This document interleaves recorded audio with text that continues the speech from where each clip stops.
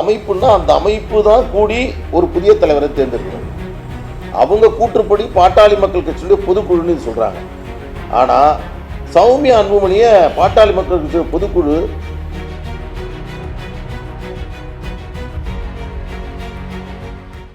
ஒரு கட்சியின் தலைவராக புதிதாக ஒருவர் தேர்ந்தெடுக்க வேண்டும் என்றால் அதற்கு முன்பு இருக்கக்கூடிய தலைவர் தான் பொதுக்குழுவை கூட்ட வேண்டும். அதுதான் முன்னெடுக்க விதி 15, 16 சொல்றோம்.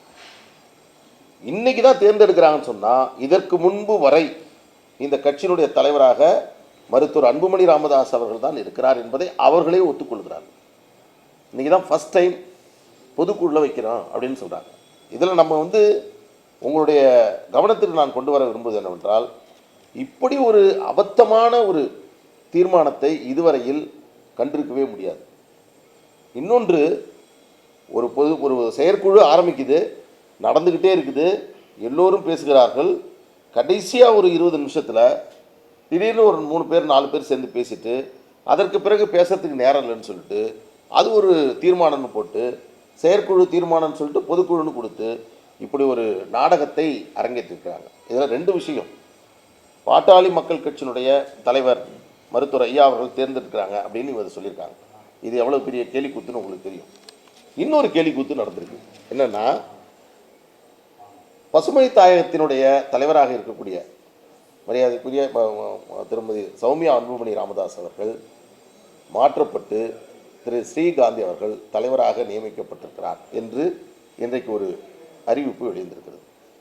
உங்களை பார்த்து கேட்குறேன், ஒரு அமைப்புன்னா அந்த அமைப்பு தான் கூடி ஒரு புதிய தலைவரை தேர்ந்தெடுக்கணும். அவங்க கூற்றுப்படி பாட்டாளி மக்கள் கட்சியுடைய பொதுக்குழுன்னு சொல்கிறாங்க. ஆனால் சௌமியா அன்புமணியை பாட்டாளி மக்கள் கட்சியுடைய பொதுக்குழு மாற்ற முடியுமா? இந்த கேள்வி நல்லா உங்களுக்குள்ளாவே இந்த கேள்வி கேளுங்க.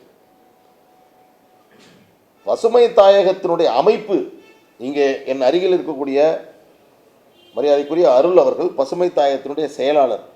பசுமை தாயகம் துவங்கியதிலிருந்து செயலாளர் இருந்து கொண்டிருக்கிறார். இன்னைக்கு அவர் பக்கத்தில் இருக்கிறார். பசுமை தாயகத்திலிருந்து எக்ஸிக்யூட்டிவ் கமிட்டி இருக்குது, ஜெனரல் கவுன்சில் இருக்குது. எந்த விஷயமாக இருந்தாலும் பசுமை தாயகம் என்பது சாதாரணமான அமைப்பு அல்ல. ஐநா மனித உரிமை ஆணையத்தினுடைய அங்கீகரிக்கப்பட்ட ஒரு என்ஜிஓ.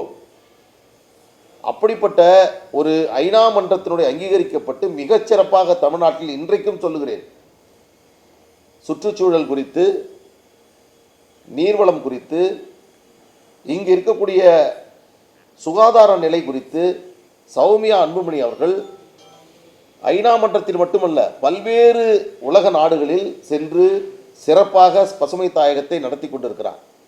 அப்படி இருக்கக்கூடிய வேளையில் பசுமை தாயகம் என்ற ஒரு அமைப்பே இல்லாத வேறொரு அமைப்பு அவரை மாற்றியதாக சொல்கிறாங்க. அதில் இன்னொரு கூடுதலான தகவல் சொல்கிறேன். பசுமை தாயகம் என்பது அறக்கட்டளையின் சட்டத்தின் கீழ் பதிவு செய்யப்பட்டது. ட்ரஸ்ட் ஆக்டில் பதிவு பண்ணது. ட்ரஸ்ட் ஆக்டில் பதிவு பண்ணும்போதே அதற்கான பைலா என்பது உருவாக்கப்படும். பசுமை தாயகத்தின் பைலாவின் படி இதற்கு முன்பு தலைவராக மருத்துவர் அன்புமணி ராமதாஸ் அவர்கள் இருந்தார்.